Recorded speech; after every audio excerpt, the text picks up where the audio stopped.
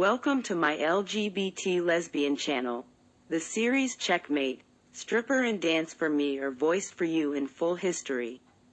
Thank you for your comments, reactions and subscription to my channel. Have a nice day everyone. He walked carefully as to not step on anything that was scattered on the floor.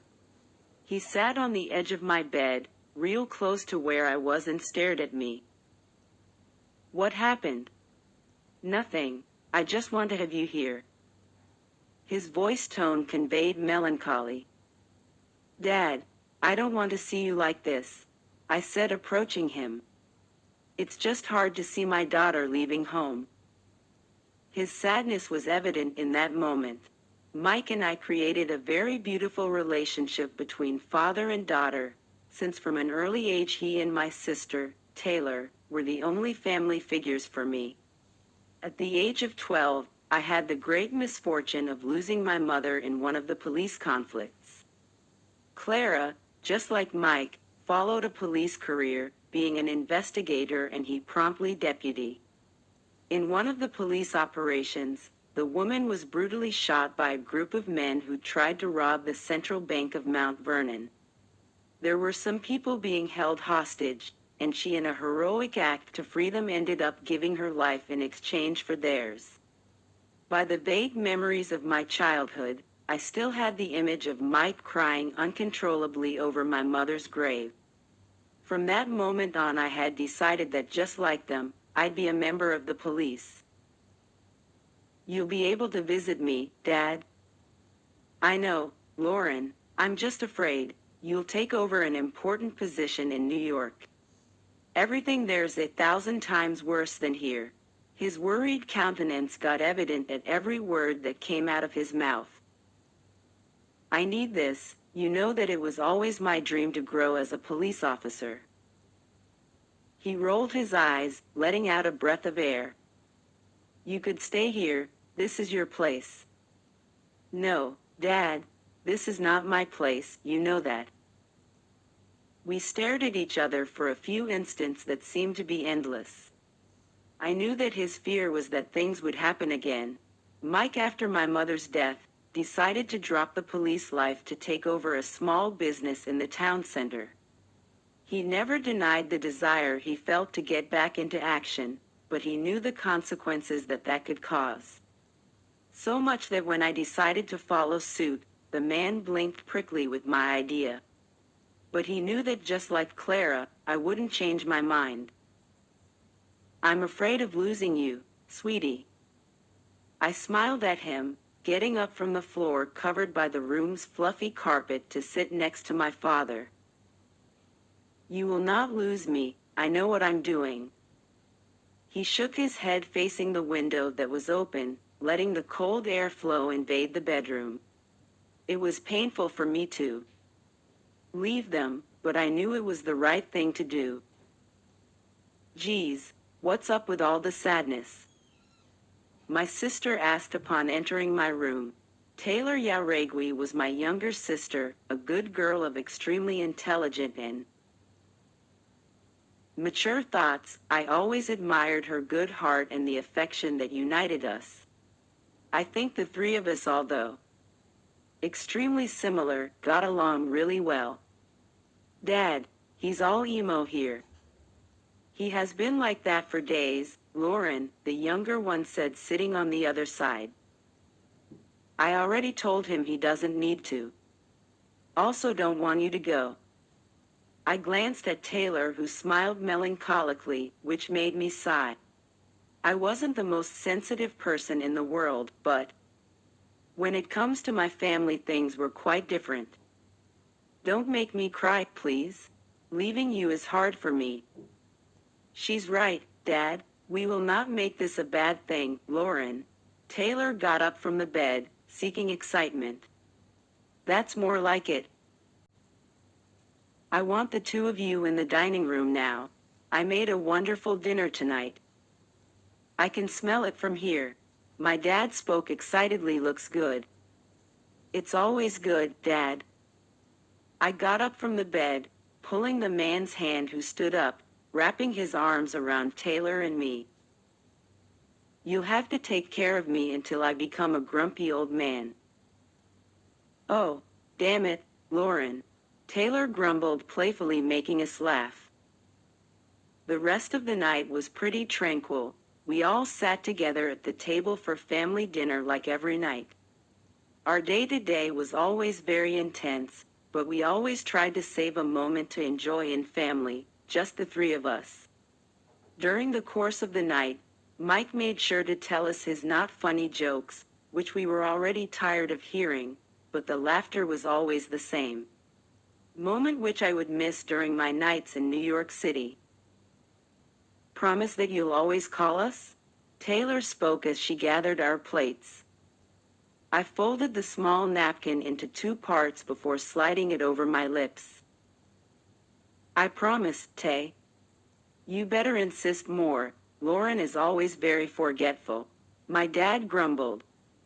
How could I forget about you? Well, what if you get another family there? Mike let out, pretending indignation. I let out an amused laugh to then get up from my chair and hug my dad that was standing next to Taylor. The younger one readily joined us in a group hug. I love you more than anything in this life. We love you too, Laura. Those were Taylor's words before tightening her arms around us in a comforting embrace. I pulled my suitcase, along with other dozens of people that left in that instant the international airport of New York. My flight had just landed, and I was now in the arrivals area next to Veronica, who was searching for her phone in the bag she was carrying. God, I hate walking with so many bags. The woman grumbled. Vero, your phone is in the front pocket of your bag. You put it there not even 10 minutes ago. She made a confused face, remembering where she had left it. I knew that, Lauren. I was just kidding, she said, making me laugh. We left with our bags en route to the taxis area. A row of yellow cars with black details moved quickly with the flow of people that left the airport. Good Lord, this here is madness, Vero exclaimed, somewhat startled. And it really was. Mount Vernon didn't have, not even half of the movement that the city of New York possessed. We entered one of the taxis where a good-humored man guided us through the streets of New York. I was born to live in New York. Vero spoke excitedly while keeping her attention on the Manhattan skyscrapers. Now you say that, right? A month ago you didn't want to leave Mount Vernon. I was crazy, forget about that. This place is wonderful. And she was absolutely right.